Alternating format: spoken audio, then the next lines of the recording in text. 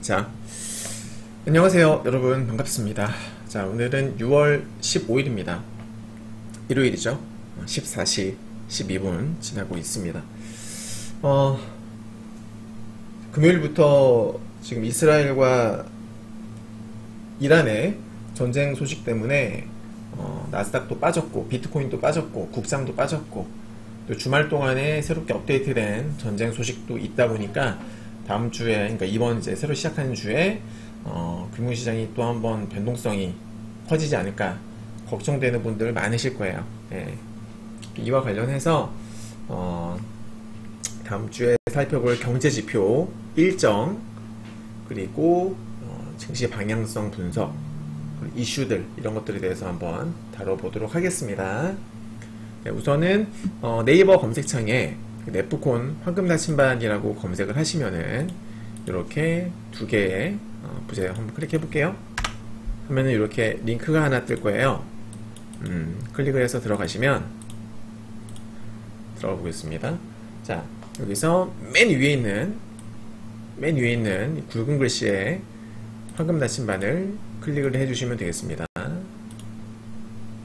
들어갔죠? 네, 이제 여기가 제가 만든 황금 나침반 채널이에요. 네. 지금 개설한 지 한 이제 2-3주 정도 됐어요. 2-3주 됐는데 벌써 일주일에 무려 37회나 업데이트를 해드린다. 여러분들 투자에 도움이 될 만한 내용들, 매크로 분석이라든지, 일반 투자자분들은 쉽게 접할 수 없는 외국계 증권사, 외국계 IB 리포트 포함해서 여러가지 그래프 분석, 경제 관련 그래프 분석, 그러니까 증시에 분명히 영향을 미칠 수 있는 중요한 어떤 경제적인 포인트들, 그런 것들을 짚어드리는 그런 글들을 올려드리고, 그리고 이렇게 보시면은 지수의 방향성을 가늠을 해볼 수 있는 그런 내용의 분석글도 올려드리고 있습니다. 그리고 국내 증시 같은 경우에는 관심주들, 지금 시장에서 어떤 종목들을 한번 매수를 해보면 좋을지, 이런 것들도 제가 관심주 포트폴리오도 구성을 해드리고 있어요. 그래서 되게 도움이 되실 겁니다. 그러니까 일반 뉴스에서 볼 수 있는 내용들보다 훨씬 더 깊이 있게 다루고 있기 때문에, 또 일반 뉴스에 잘 나오지 않는 것들도 많이 다루고 있으니까 큰 도움 되실 거라고 생각을 합니다. 자, 우선은요, 카테고리를 가보시면 여러 카테고리가 있어요. 그 중에 보면은 방향성 분석을 한번 볼까요? 아니죠. 이제 일요일이니까 여기 보시면 다음 주 경제지표 및 이벤트 여기 있어요. 그리고 데일리 글로벌 경제 뉴스가 있는데, 토요일에 어제 올려드린 거 한번 보겠습니다. 데일리 글로벌 가볼게요. 자, 이게 이제 어제 올려드린 거예요. 제가 이제 무료로 해놨는데요. 자, 보겠습니다. 요거는 지금 채널 개설한 지 얼마 안 되기 때문에 홍보 차원에서 30일, 즉 첫 달은 무조건 무료, 100% 무료로 제 컨텐츠들을 100% 무료로 열람하실 수 있다라는 거죠. 쿠폰 다운받으셔서 한번 들어보시길 권장하고요. 그리고 밑에 보시면 이제 제가 운영하는 황금 나침반 텔레그램 채널이 있습니다. 미장 국장, 비트코인 다루고 있어요. 얘네들의 방향성. 그러니까 결국 우리 투자자들이 제일 중요한 것은 지수가 오를 것이냐 떨어질 것이냐잖아요. 맞죠? 그러니까 매크로가 어쨌고, 경제 뉴스가 어쨌고, 경제 지표가 어쨌고 간에, 그래서 지수가 올라갈 수 있느냐 떨어질 수 있느냐, 이런 것들이 제일 중요하지 않습니까? 이런 것들에 대해서 다뤄드리는 그런 채널이라고 보시면 됩니다. 물론 유료 회원님들께 제공해드리는 자료처럼 디테일하게 말씀을 드리진 않지만, 아무튼 방향성에 대해서 가볍게라도 코멘트를 해드리니까 입장하시면 도움이 될 겁니다. 그리고 국장의 경우에는 시장이 좋을 때는 관심주도 제가 추천을 드리고 있어요. 관심주도 나가니까 한번 입장하시기 바랍니다. 클릭하시면은 입장할 수 있는 어떤 링크가 뜰 겁니다. 자, 글로벌 경제 뉴스 볼게요. 이스라엘 전격 타격, 이란 보복 능력 약화되나. 핵시설, 군기지 등 5차례 공습 감행. 이건 토요일날 올려드린 거예요. 이런 게 있었었고, 트럼프는 어디를 지지하고 있어요? 이스라엘이죠. 그죠? 이란 같은 경우에는 핵 때문에 미국이 계속 견제를 하고 있잖아요. 맞죠? 복잡한 이해관계에 얽혀 있다. 근데 제일 중요한 거는 에너지 가격보다 불안한 호르무즈 해협 변수. 예, 여기 나오는 경제 뉴스들도 여러분들 제가 진짜 중요한 것들만 딱딱딱 모아 놓는 거라서 일반 여러분들께서 뭐 그냥 일반 텔레그램이나 어떤 SNS에서 보시는 뉴스들과는 퀄리티가 다를 겁니다. 예, 정말 중요한 것들 알짜배기들만 딱딱딱 제가 모아 놓은 거예요. 읽어보시면 알아요. 느낌 올 겁니다. 내가 처음 보는 뉴스네? 처음 보는 거네? 이런 내용들이 상당히 많을 거예요. 예. 네타냐후 이스라엘 총리죠. 네. 핵농축 시설 파괴 주장. 그리고 트럼프는 60일 최후 통첩 후에 61일째 공습이 있었다면 두 번째 기회에 있을 수 있다고 경고.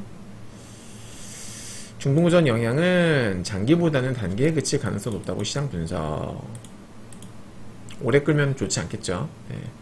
물가 지표는 개선이 됐다. 뭐 여러가지 좀 한번 읽어보시기 바랍니다. 그리고 이제 G7 정상회담이 이거 제가 짝대기를 깜빡했네요. 15일에서 17일날 캐나다에서 개최가 됩니다. 네. 트럼프 무역 합의 타결 여부 주목. 마찬가지 17일, 18일날 이제 FOMC 회의가 있죠. 너무너무 중요한 FOMC 회의가 있는데 기준금리는 다들 뭐 예상하시다시피 동결 예상이 되고 있습니다. 네. 요 정도 쭉 읽어보시기 바랍니다. 그리고 밑에 보시면은 잘 모르시는 분들을 위해서 이해하기 쉬운 경제 용어라고 해서 제가 몇 가지 정리해 놨어요. 이런 것들도 도움이 되실 거니까 쭉 읽어보시기 바랍니다. 자, 그러면 이제 다른 걸 가볼게요. 다시 카테고리로 가서 다음 주 경제지표 및 이벤트 가보겠습니다. 자, 다음 주에 우리가 체크를 해야 되는 이벤트 뭐가 있느냐. 일단 미국 증시는 목요일날 휴장이 있습니다. 해외 선물 같은 경우에는 새벽 2시 그죠? 네. 6월 19일날 목요일날 해서 새벽 2시에 조기 마감이다. 그러니까 한국 시간으로는 6월 20일 새벽 2시에 마감을 하는 거겠죠. 경제지표 이벤트 정말 중요한 것들은 일단은 장기물 국채금리는요, 국채금리가 아니라 장기물 국채 입찰은 항상 지켜보셔야 돼요. 네. 호재는 뭐예요? 수요가 좋아야 됩니다. 경쟁률이 입찰률이 올라가야 됩니다, 여러분들. 네. 수요가 좋으면 호재고 통상적으로 수요가 나쁘면 악재로 작용을 한다. 그리고 근원 헤드라인 소매 판매. 자, 소비 모멘텀 너무 중요합니다. 최근에 제가 올려드렸던 그 자료 중에서 미국의 소비가 지금 서서히 식어가고 있다라는 내용의 그런 자료들 제가 꾸준히 올려드렸거든요. 그것뿐만이 아니라 미국이 지금 경제가 흔들리고 있다는 내용이 상당히 많아요. 예. 그러니까 일반 투자자분들은 잘 모르죠. 이런 것들을 쭉 보시면, 자, 잠깐 제가 보여드릴게요. 카테고리 가보시면은 글로벌 매크로 이슈 분석 있어요. 예, 여기에 정말 너무나도 값진 그런 콘텐츠들이 많이 들어있습니다. 자, 보시면 자, 미국 소비 관련 콘텐츠들을 보세요. 미국 소비 필수만 남기고 다 줄였다. 체감 경기 급냉 신호. 네. 심플하게 지금 보시면은 여기 이렇게 제가 그래프별로 해가지고 보는 방법 다 설명을 해놨는데, 요거는 카드 소비 성장률을 보는 거예요. 여러분, 카드 소비 성장률. 네. 파란색 막대는 계절 조정을 반영한 연율 기준 소비 증가율이고요. 빨간색 선은 전월 대비 소비 증가율입니다. 이제 당연히 이게 떨어지면은 신용카드 사람들이 덜 쓰기 시작했다. 마이너스, 지금 보시면 마이너스를 기록을 했잖아요. 근데 이미 그 전부터도 조금씩 줄어들고 있었죠. 그죠? 예. 그러니까 뭔가 안 좋으니까 줄어들고 있었던 거 아니겠습니까? 분위기가 안 좋으니까. 그래서 이런 것들 체크해야 되고, 이것도 마찬가지예요. 자, 여기 보시면 제가 색깔별로 다 해놨죠. 주황색 막대는 휘발유, 가솔린 지출. 파란색 막대는 순수 소매 지출. 대신에 휘발유라든지 음식점 같은 것들은 제외. 순수 소매 지출, 리테일, 네, 지출들. 그래서 초록색 선은 총 카드입니다. 총 합산. 빨간색은 서비스 지출이라고 해서 이제 레스토랑 밥 먹는 거 같은 거 있죠? 그런 거 포함을 한 거예요. 그래서 구분을 해보자면 주황색과 파란색은 변동 지출이에요. 네. 변동지출. 그러니까 뭐 마음먹기에 따라서 늘릴 수도 있고 줄일 수도 있는 것들. 붉은색 막대는 줄이기가 쉽지가 않습니다. 식생활, 정말 우리 사람들이 살아가는 데 있어서 필수 소비 있잖아요, 그죠? 그런 것들에 포함되는 것들이 빨간색 막대라고 보시면 되겠는데, 자, 과거부터 보시면은 2024년도 작년 초부터 나와 있는 건데, 그러니까 경제 흐름이 조금 안 좋다 싶을 때는 이제 이 막대 그래프들이 밑으로 0 밑으로 떨어질 때가 있는데, 빨간색은 웬만하면 다 0 위에 있죠, 그죠? 그러니까 기본 이건 필수 소비, 고정 소비이다 보니까 이건 잘 안 줄어드는 거예요. 하지만 어떻습니까? 파란색과 주황색은 경우에 따라서 마이너스를 기록을 하는 경우가 있죠, 그죠? 근데 지금 보셔야 될 게 처음으로 주황색과 파란색이 마이너스를 기록했다. 언제? 5월 달에. 그러니까 사람들이 필수 소비를 제외하고서는 지금 줄이고 있다라는 거예요. 왜 그럴까요? 어려우니까. 뭔가 어려움을 느끼고 있으니까 줄이고 있는 거 아니겠습니까? 그죠, 여러분들? 예. 이런 일이 왜 벌어졌는지, 뭐 이런 배경들에 대해서도 제가 좀 적어놨고, 그러니까 이런 걸 모르고 투자하시는 분 많죠. 초보 투자자분들 같은 경우, 사실 대부분의 개인들이 그렇죠. 그냥 종목만 보는 거잖아요. 그죠? 종목에 대한 더 깊은 인사이트도 없고, 물론 개 중에는 열심히 공부하시는 분들도 계시겠지만, 그냥 종목만 보는 거죠, 무조건. 팔란티어가 좋대, 엔비디아가 좋대, 막 하면서. 하지만 제가 항상 말씀드리는 게 있어요. 지수에는 장사가 없다. 그리고 오름이 있으면 내림이 있다. 네, 오름이 있으면 내림이 있다. 최소 제가 이렇게 올려드리는 자료들을 보시면은 지금이 경제 흐름은 분명히 뭔가 조금 안 좋아지고 있는데, 이것뿐만이 아니에요. 제가 올려드리는 자료 보시면 좋은 거 되게 많습니다. 좋은 내용들. 예를 들면 뭐 여기도 이것도 보시면 월가도 당황한 감정과열, SNS가 만든 가짜 호황. 네.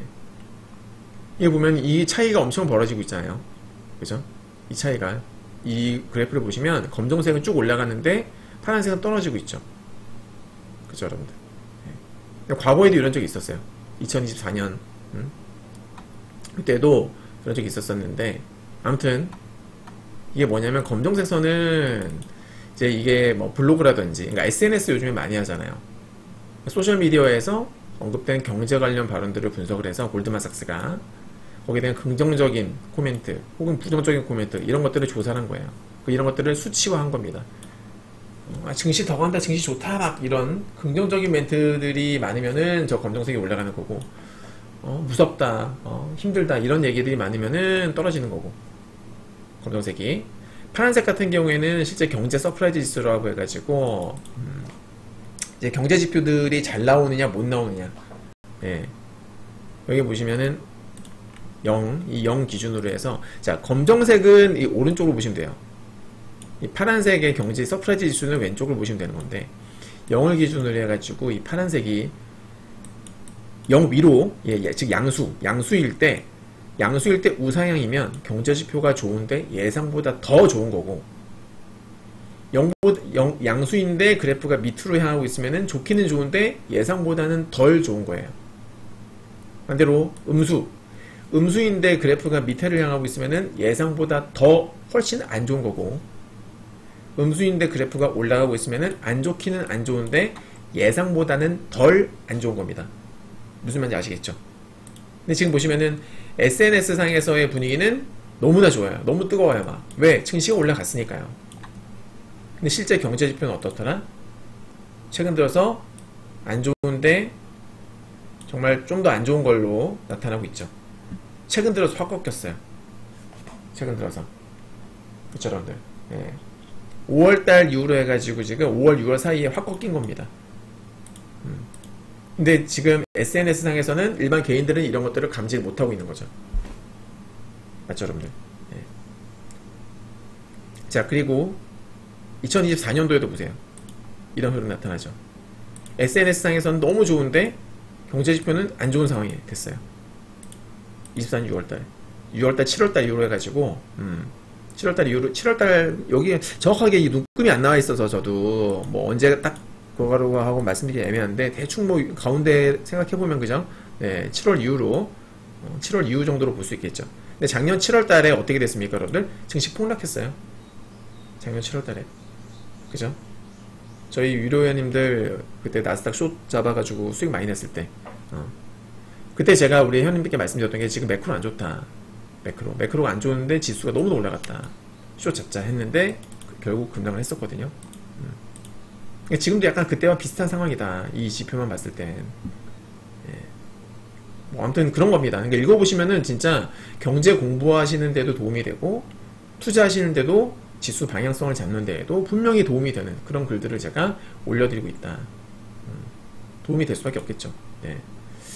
자, 아무튼 다음 주 우리가 볼만한 지표들이 이렇게 소매 판매 중요하다. 왜?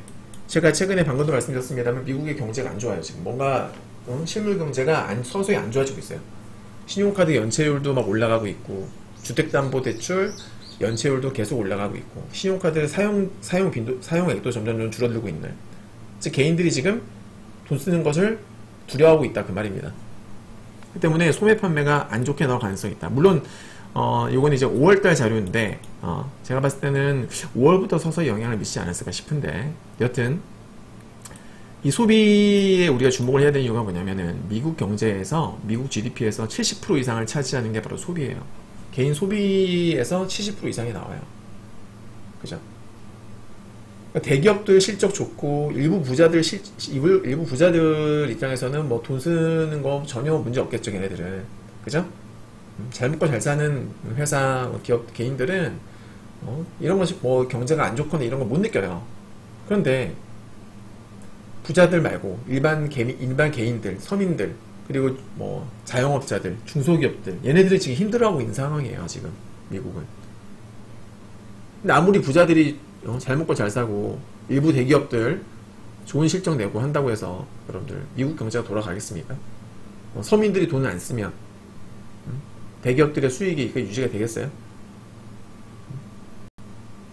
그죠? 기업들의 수익이 부자들로부터 나오는 게 아니잖아요. 그죠, 여러분들? 그걸 생각을 해야 돼요. 그러니까 소비가 진짜 중요한 거예요. 자, 그리고 신규 연속 실업수당 청구 건수. 네, 이제부터는 우리가 고용지표에 포커스를 맞추고 계속 지켜봐야 돼요. 고용이 부러지기 시작하면, 즉 실업자가 서서히 늘어나고 결국에는 실업률이 올라갔다. 그러면은 연준은 금리나 카드를 만지작 거릴 거예요. 하지만 그럼에도 쉽지 않은 이유가 뭐예요? 관세에 대한 인플레이션 우려 때문이죠. 금리 인하는 뭐다? 완화 정책이에요. 쉽게 말하면 금리를 낮추면은 시중의 유동성이 좀 더 많이 돌 수가 있는 건데, 근데 인플레이션, 즉 관세에 따른 물가 상승이 만약에 본격적으로 반영이 된다면 얼마 전에 발표했었던 CPI 그리고 PPI 소비자 물가 지수와 생산자 물가 지수에는 아직 반영이 안 됐죠. 오히려 낮게 나왔어요. 그래서 시장에서는 호재로 인식이 됐었는데, 그거는 5월달 수치잖아요. 이번 달에 발표한 거는. 근데 다음 달 7월에 발표할, 즉 6월 데이터, 이때부터는 정말로 긴장해야 됩니다. 미국이 관세를 부과하기 시작을 한 게 2월부터죠. 그죠? 2월부터 중국의 10% 관세 부과를 시작으로 해서 지금은 전 세계적으로 보편 관세 10%가 부과가 되고 있고, 중국 같은 경우에도 30%의 관세가 부과가 되고 있는 상황이에요. 근데 얼마 전에 뭐 이걸 낮춘다 막 얘기 나오긴 했었었는데, 네, 낮추고 높이는 거로 얘기됐었었는데, 아무튼 근데 이제 이런 관세 정책들이 물가에 반영되기까지는 최소 3개월 이상의 시간이 소요가 된다 이 말입니다.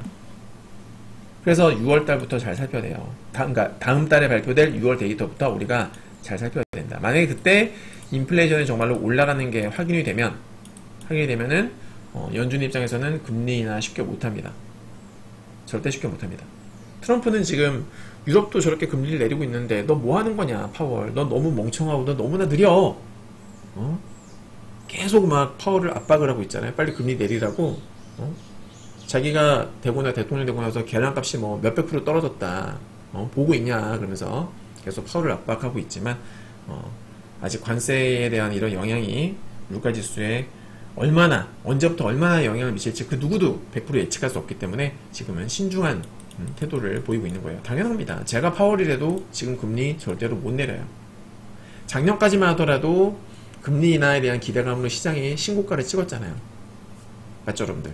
근데 재미있는 게 뭐냐면은 지금 잠깐 차트를 보여드리면, 자 보십시오. 이게 나스닥 100 지수인데요. 작년에는 금리 인하에 대한 기대감으로 신고가를 찍었어요. 나스닥도 찍었고 S&P도 찍었고, 그죠? 좋았죠, 분위기가. 네. 자, 그런데 지금은 금리 인하도 못해요. 그죠? 자, 잘 보세요. 작년에는 금리 인하 기대감이 있었다. 근데 지금은 금리 인하 기대감이 한풀 꺾였다. 언제 할지 모른다. 그리고 작년에는 관세가 없었다. 근데 지금은 관세도 있고, 그죠? 거기다가 이란과 누구예요? 이스라엘 전쟁까지 터졌다. 관세도 있고. 심플하게 생각해보자고. 심플하게. 작년에는 없던 것들이 올해는 많이 생겼어요. 그리고 제가 앞서 말씀드린 대로 미국의 개인들의 소비가 얼어붙고 있고, 신용카드 연체율, 신용카드 여러분들 이자율이 얼마인지 아십니까? 깜짝 놀랐어요. 저는 23%, 25% 그래요. 미국 신용카드 이자율이. 미쳤죠 진짜. 그죠? 미국인들이 지금, 일반 서민들이 지갑을 닫는 이유가 있어요. 돈을 못 쓰는 이유가 있다고. 걔네들이 지금 뭔가 먹는 거, 필수 소비는 계속 하고 있지만, 여행 같은 거 있잖아요. 여유가 있을 때 계획하는 여행, 항공운임이 최근에 떨어지고 있는 이유가 그거예요. 네. 여행 수요가 확 줄었습니다. 수요가 주니까 가격도 당연히 떨어지죠. 그죠, 여러분? 경기가 안 좋을 때 가장 두드러지게 떨어지는 게 바로 사치, 그리고 항공, 여행, 이런 쪽이란 말이에요. 네. 근데 지금 두드러지게 하락하고 있는 부분들 체크하셔야 됩니다. 아무튼 작년에는 없는데 올해 생길 것들이 많아. 하지만 주가는 작년과 비슷한 수준이야. 그쵸? 이게 얼마나 황당한 일입니까? 근데 이 주가라는 게 항상 냉정하게 움직이진 않아요. 그러니까 항상 현실 반영을 그대로 해서 움직이지 않는다. 왜? 기대감으로 주가가 더 많이 올라갈 때도 있고, 혹은 우려 때문에 그냥 정말 어떤 현실적인 공포, 이게 현실적으로는 정말 위험한 상황이 아닌데 어떤 우려, 공포심 때문에 주가가 투머치하게 빠질 때도 있고, 그죠? 그래서 이런 말이 있잖아요. 미스터 마켓, 시장을 미스터 마켓이라고 누군가 표현을 했죠. 미스터 마켓은 조울증 환자다. 너무 좋다가도 갑자기 막 슬퍼지기도 하고 이런다. 그러니까 급등했다가 급락했다가 계속 반복한다는 건데, 결국 투자 심리 그리고 수급에 의해서 움직이는 장이다 보니까 최근에는 조금 유동성에 의해서, 그러니까 매크로는 분명히, 제가 항상 우리 유료회원님께 말씀드렸던 게 뭐냐면, 매크로는 분명히 숏이다. 매크로를 보면은 시장이 올라갈 이유를 찾을 수가 없다. 최근에 누구 때문에 올라가세요? 개인들의 ETF 매수세. 개인들의 ETF 매수세가, 이것도 제가 콘텐츠 올려드렸습니다. 이런 거 보면 재밌잖아요. 일반 개미들은 몰라요, 이런 거를. 그렇게 보시면은 나와요. 제가 수급 같은 거에 대해서도 분석을 해드렸어요. 네, 시장의 미장이 매크로가 숏임에도 불구하고 왜 올랐는가? 개인들 때문에. 그래서 덕분에 누가 손실나고 있어요? 헤지펀드 아시죠? 우리 개인들이 싫어하는 헤지펀드의 공매도가 역대급 손실을 입었어요, 이번에. 역대급 손실을. 왜? 매크로는 숏이었거든. 그래서 숏을 많이 잡아놨는데, 걔네가 숏을 잡았던 종목들이 특히 더 많이 올랐어. 그런 종목들이 오히려 표적이 돼서 개인들의 ETF 매수자가 엄청나게 들어왔다라는 거예요. 네. 아무튼 재밌죠, 이런 얘기들. 네. 자꾸 얘기가 딴 데로 새는데요. 아무튼 그래서 소매 판매가 중요하다 이 말입니다. 알겠죠? 그리고 드디어 이제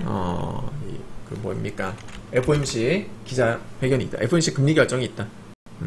파월의 기자회견도 있을 거고요. 네, 당연히 보나마나 동결입니다. 보나마나 동결이고, 이 FOMC 회의에 대해서 프리뷰, 관전 포인트 이런 것들도 제가 외국의 증권사 내용 요약해가지고 올려드렸어요. 보시면은 나옵니다. 자, 보면은 여기 있어요. 네, 프리뷰. 뱅크 오브 아메리카 리포트 요약. 6월 FOMC 회의 프리뷰 올려놨습니다. 네, 읽어보시면 다들 도움이 될 그런 내용들이고요. 그렇습니다. 그리고 소비자 신뢰 지수, 이것도 되게 중요하죠. 소프트 데이터이긴 한데요. 네. 그러니까 3월, 4월 그때에 이 소비자 신뢰 지수라든지 기대 인플레이션 지수라든지 미시간대에서 나오는 그런 것들이 확 안 좋아지면서 증시 폭락이 시작이 됐었어요. 네. 근데 최근에 한두 달 정도는 확 좋아졌죠. 좋아지면서 증시도 많이 올라갔고, 예. 그래서 이런 것들이 증시에 미친 영향이 꽤 됩니다. 그러니까 평상시 증시가 좋을 때는 별로 영향을 안 미치는데 최근처럼 어떤 큰 이슈가 있었을 때는 이런 것들이 영향을 미치니까 이런 것들을 살펴주셔야 된다라는 겁니다. 아무튼 고용 이거는 매주 발표되는 거라서 되게 중요하다라기보다는 얘네들은 추세를 읽어야 돼요. 추세를. 추세가 얘네들이 서서히 올라가고 있는 점중 추세입니다. 신규로 이제 우리나라 같은 경우에 실업수당 청구하잖아요.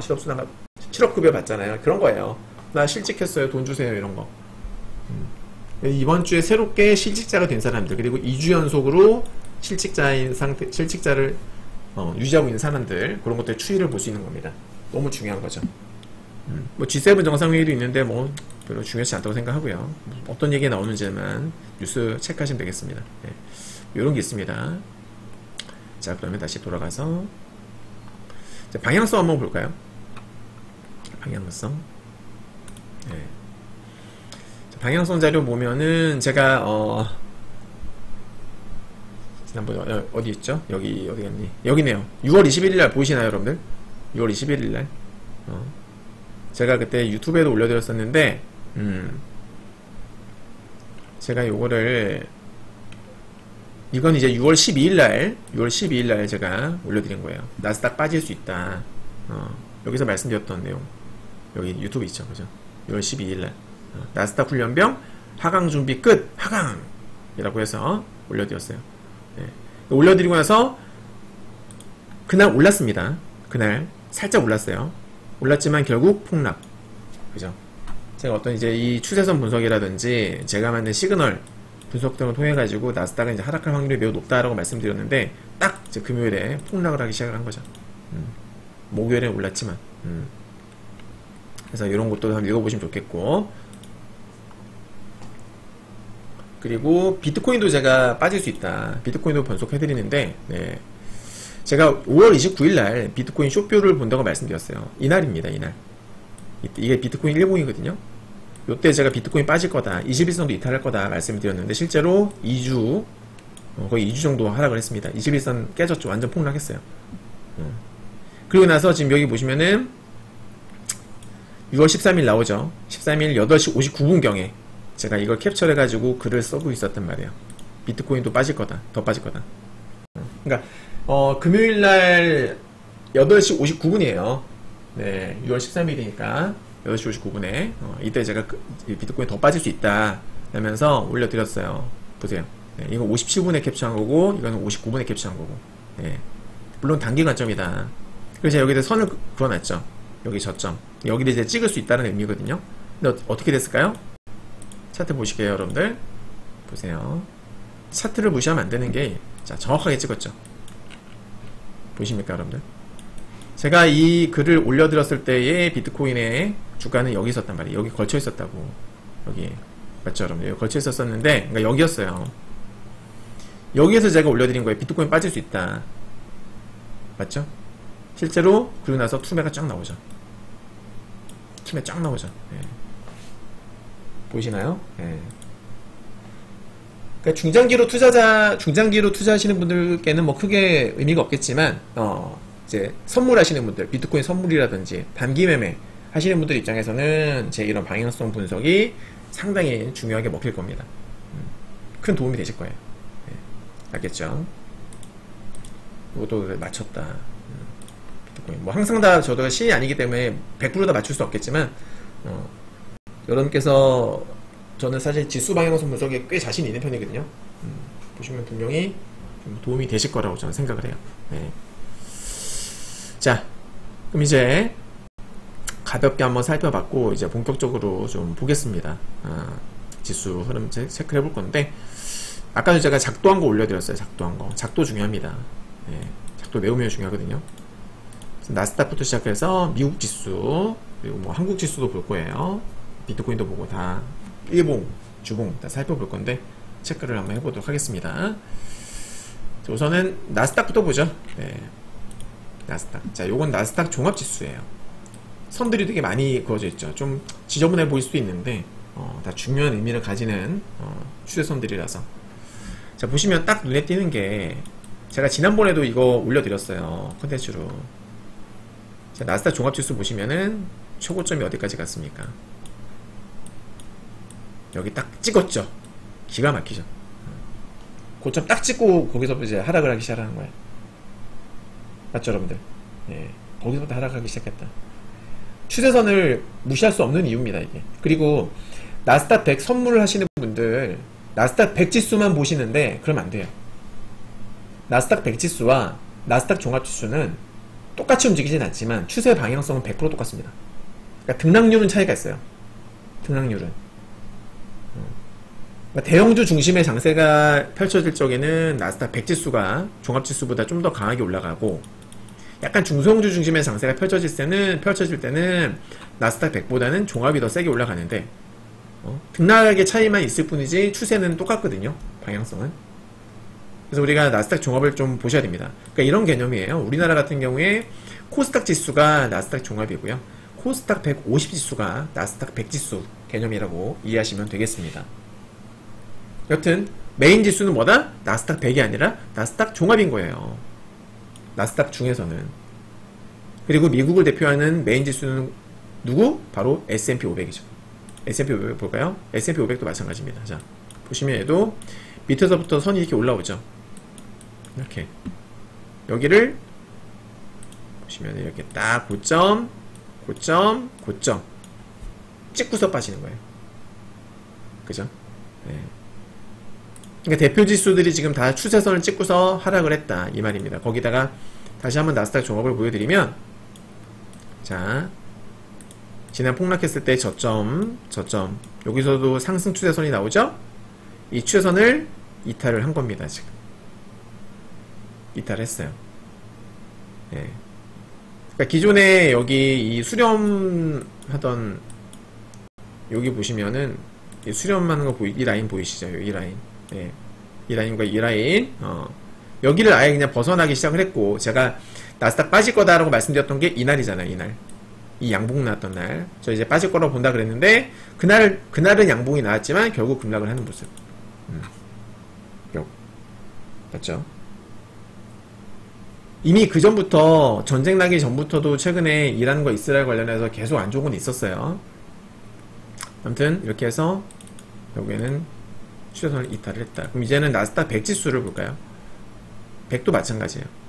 이제 빨간색 라인을 봐주십시오. 여기가 어디냐면 이 저점과 여기 고점을 이은 거예요. 자, 이었더니 어떻게 되느냐, 실제로 보시면은 그동안에 얘가 이 빨간 추세선에 올라타는 걸 좀 잘 확인해 주시기 바랍니다. 자, 올라타고 나서 슈팅 나오고 지지를 받긴 받았는데 예쁘지가 않죠, 캔들이. 그러더니 급락을 했고, 또 여기서도 시초가 갭을 띄운 다음에 지지받고 올라가고. 그러니까 여기가 되게 중요한 추세대의 역할을 하는 것을 알 수가 있죠. 그 다음에 여기 급락했다가 시초가 다시 올려놨어요. 올려놓으니까 다시 상승하죠. 매우 중요한 선임을 알 수가 있죠. 그러니까 그동안에는 보면은 어떻게든 이 빨간색 라인을 지키려고 얘가 애를 썼다, 이 말이야. 갭상승 후에 지지받고 이탈했다가 재돌파 나오고, 여기를 찍으면서도 이 지지를 받고. 근데 지금 처음으로 이 빨간색 선을 이탈을 한 거예요, 나스닥 100 지수가. 금요일 기준으로. 그죠? 처음으로 이탈했습니다. 네. 그리고 여기 수평선 보이시죠? 파란색 굵은색 선, 수평선. 여기가 매우, 제 기준으로는 여기가 매우 중요한 저항 라인이 돼요. 두껍다는 소리는 이 맥점이 많이 겹친다라는 소리인데, 지금 두껍게 표시된 부분이 여기 이렇게 있죠, 그죠? 여기를 지금 이탈을 한 겁니다. 그러니까 금요일날 개파락 출발을 했다가 리테스트가 세게 나왔어요. 리테스트가 아주 세게 나왔습니다. 빵 세게 나왔고, 그 다음에 다시 하락을 한 거예요. 하락 마감을 한 거죠. 네. 월요일날 글쎄요, 여기 선을 다시 한 번 더 또 리테스트를 할지 아니면 바로 빠질지 모르겠는데, 근데 저는 하방 보고 있습니다. 네. 누가 봐도 이거는 하방 시나리오죠. 하방 가능성이 매우 높아 보이는 그런 차트다라고 볼 수가 있겠습니다. 그죠? 러셀 볼까요? 러셀 2000 지수 보겠습니다. 예. 얘도 보면은 여기 저점 여기를 아주 세게 이탈을 했네요. 부정적이죠. 예. 매우 부정적입니다. 그죠? 21선 지금 딱 찍었는데 21선 딱 찍었는데 좋진 않아 보입니다, 개인적으로. 자, 그리고 한 가지 더 또 보여드릴게. 이제는 여기서 주봉도 좀 살펴보자고요. 주봉. 네. 자, 나스닥 100지수 주봉입니다. 나스닥 100지수입니다. 고점 딱 찍었죠, 그죠? 기가 막히죠. 어떻게 이렇게 딱 찍고서 바로 빠져줄까? 그리고 크게 보면은 이렇게 추세대가 형성이 되어 있는 게, 보세요. 이 빨간색 이 추세선, 그리고 여기 이렇게 보시면은 언제부터입니까? 이게 2023년도부터 만들어진 형성된 그런 추세선임을 알 수가 있는데요. 이 추세선에서 얘가 계속 오르락 내리락 했어요. 나스닥이 이렇게 올라갔다가 빠졌다가 근처까지 갔다가 결국 상단 찍고 다시 빠졌다가 또 상단 근처까지 갔죠. 당연히 안 찍을 수 있어요. 상단 근처까지 갔다가 지난 4월달 5월달에서 폭락을 했다가 다시 여기로 한 번에 갭을 빡 띄우면서 중국과 관련해서 좋은 소식이 나오면서 여기 다시 회복을 한 듯 했어요. 그죠? 네. 그랬다가 이제는 검정색 추세선에서 바뀌는데, 이 검정색 추세선은 언제부터 오는 것이냐? 여기서부터 옵니다. 보십시오. 네. 자, 주봉입니다. 지금 주봉. 이것도 무시 못하죠. 얘는 2022년도, 그러니까 코로나 팬데믹 이후에 초급 등장세에 나왔을 때 그때 형성된 최고점입니다. 거기부터 선을 그은 건데, 이게 그러니까 이렇게 형성이 되는 거죠. 선이, 여러분들, 이렇게 추세선 포인트가 하나 두 개 있는 것보다는 두 개, 세 개, 네 개, 다섯 개 많으면 많을수록 그 추세선의 신뢰도는 높아진다고 볼 수가 있겠죠. 그래서 보면 여기 찍고 여기 딱 걸린 거예요. 그리고 이제 여기서 음봉이 나오는 상태, 이 말입니다. 예. 위험하죠. 작년 7월달에 저희가 쇼수를 크게 먹었을 때도 이때 딱 여기 찍었을 때거든요. 확 급락을 했었는데 이번에도 찍었습니다. 그럼 우리가 주봉상으로 봤을 적에는 아직 뭐 단언할 순 없지만, 주봉상으로 봤을 때는 여기도 이렇게 올라오고 있었던, 실제로 이때 폭락할 때도 여기서 아래꼬리 달린 거 보이시죠? 지지 받았다고 올라갔어요.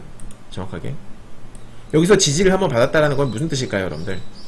알고리즘들도 이 추세대를 인지를 하고 있다는 겁니다. 네. 만약에 정말로 뭐 혹시라도 정말 폭락으로 이어진다면 이 추세대 또 우리가 염두에 둬야 된다, 그 말입니다.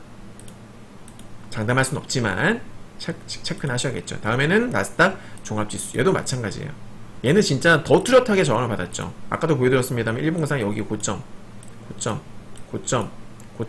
하락 추세선도 걸리고요, 상승 추세선에서도 이렇게 딱 걸려줍니다. 자, 상승 추세선의 경우에는 여기를 살짝 돌파했다가 음봉으로 마감을 한 거죠. 맞죠, 여러분들? 네, 돌파했다가 지금 음봉으로 마감을 한 겁니다. 다시 보시면 이렇게 맞죠? 돌파했다가 음봉으로 마감을 해준 거예요. 확인되죠? 네. 그래서 이런 것들, 자,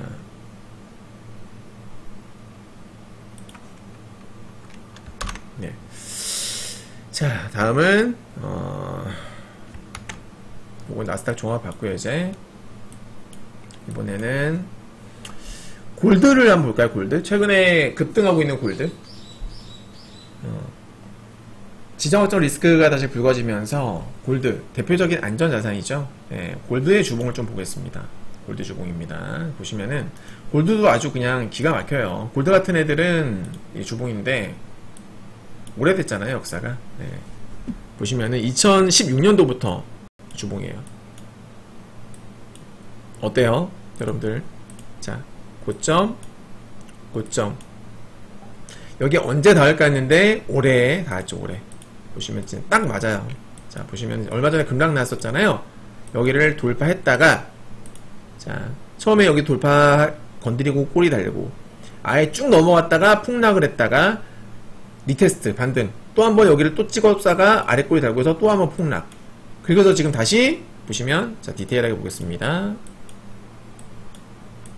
여기 확실하게 저항선인 게 저항받고 저항받았다가 지금 처음으로, 그러니까 총 4번의 테스트가 있었었는데요, 처음으로 여기를 돌파를 해준 겁니다.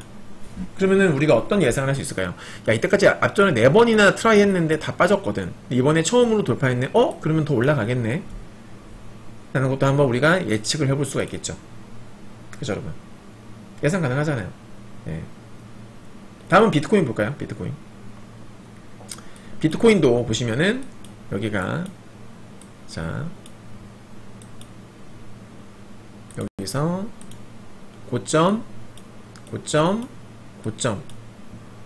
딱 빠졌죠, 그죠? 네. 추세선이 유지가 되고 있는 겁니다. 그 다음에 옛날부터 오던 여기 고점과 딱 맞아떨어지는. 근데 이건 현재 로그 차트예요, 로그 차트. 네, 로그 차트인데 사실 이거를 뭘로 보아야 되느냐, 로그로 보는 게 맞다라는 분도 있고 레귤러로 보는 게 맞다라는 분도 있는데 저는 사실 케이스 바이 케이스라고 봐요. 네. 단기적인 추세를 볼 적에는 레귤러가 맞고 저는 그렇게 생각합니다. 단기적 관점에서는 레귤러, 정말 긴, 좀 오래된 차트 그런 것들을 볼 적에는 로그로 보는 게 맞을 수 있다라는 저는 생각을 하고 있어요. 네. 근데 지금 2021년도부터 보려면 사실 2021년부터 2025년까지는 사실 되게 장기는 아니거든요. 그래서 레귤러로도 볼 필요가 있습니다. 이거는. 자, 레귤러로 보게 되면은 이렇게 추세가 형성이 되죠.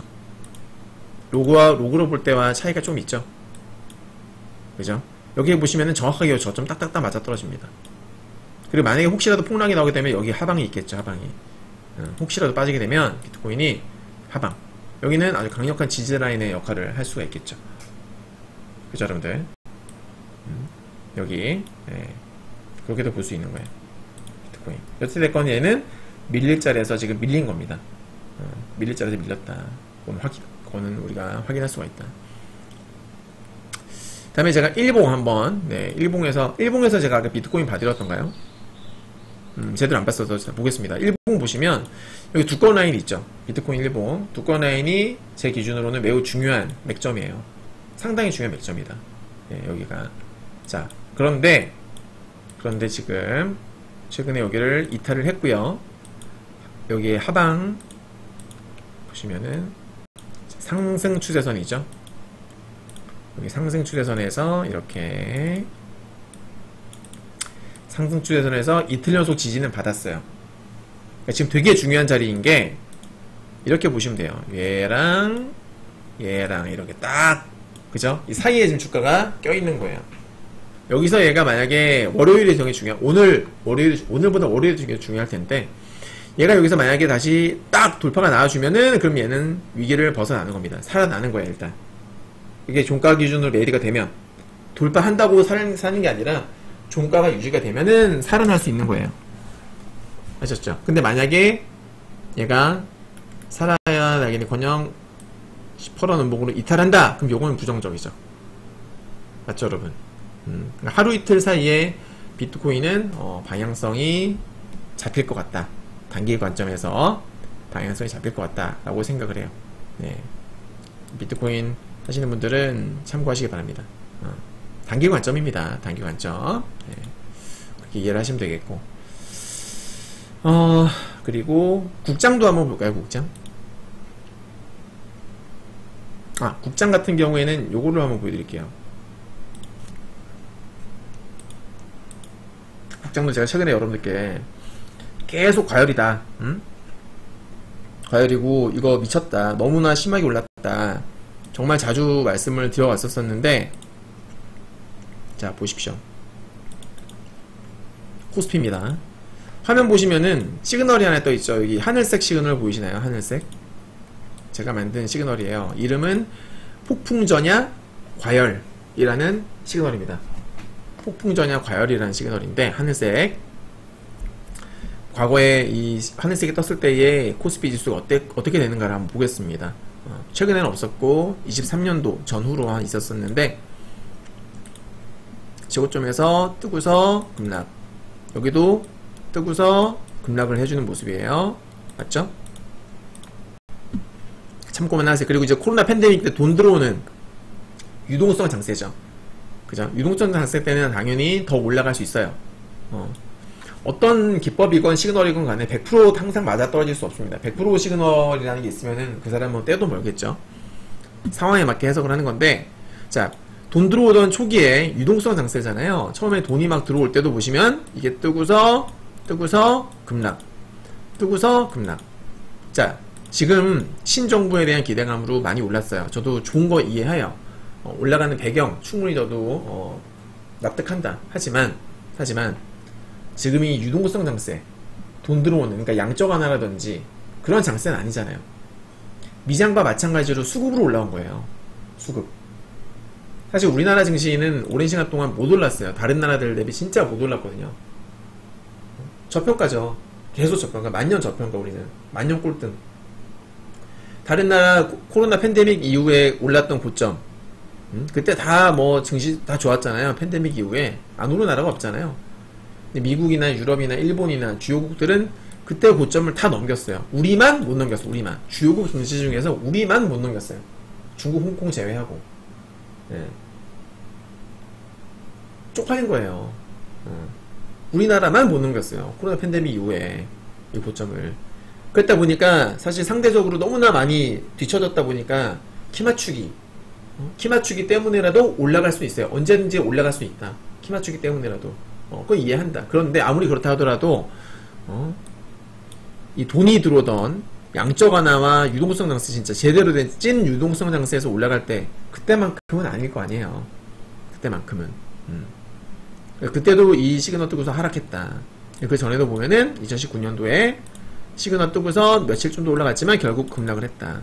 그러니까 결국 이 시그널이 뜨게 되면은 바로 빠지던지 시간이 좀 지나서 빠지던지 둘 중 하나. 그리고 과거 여기 보면은 여기도 2019년도 1월달 부분인데요.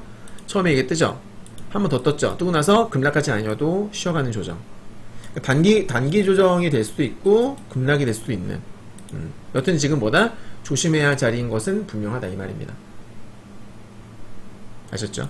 코스닥을 한번 볼까요? 코스닥은 지금 얘는 18원색이 떴어요. 네, 코스닥은. 코스닥은 잠깐만요.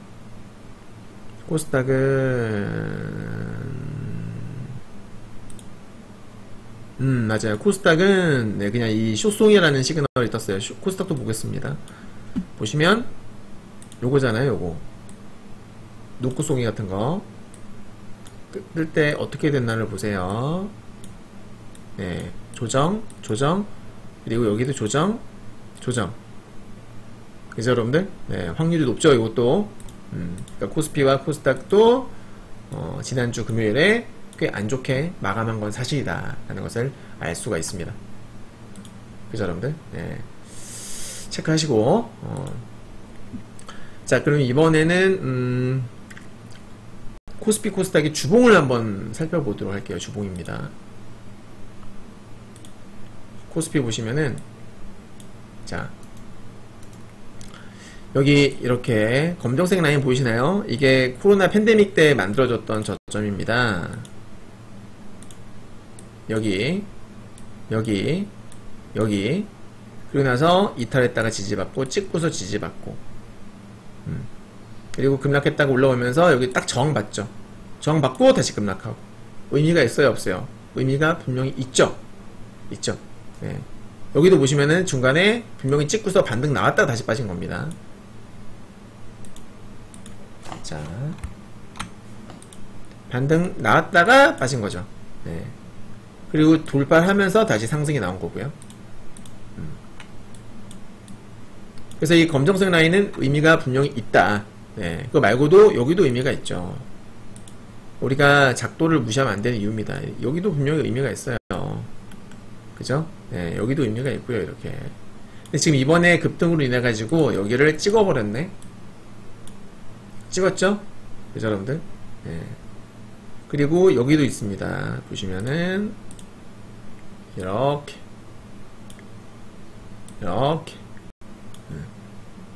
단기간에 너무나 많이 올라서 주요 맥점을 아예 돌파를 해버렸어요. 그러니까 얘의 코스피의 주봉 방향성은 이번 주, 새롭게 시작하는 주에도 결정이 되겠죠. 네. 만약에 새로 시작하는 주에서 만약에 이렇게 장대음봉이 나온다면 이건 부정적으로 봐야 돼요. 맞죠? 이번 금요일날 마무리가 상당히 중요할 것이다. 코스피는. 자, 코스닥입니다. 코스닥도 이렇게 추세선이 형성이 되어 있는데 얘는 지금 이미 돌파를 못했어요. 제대로 그러니까 살짝 넘어가긴 했는데 윗꼬리가 좀 길게 달리는 게 좀 있죠.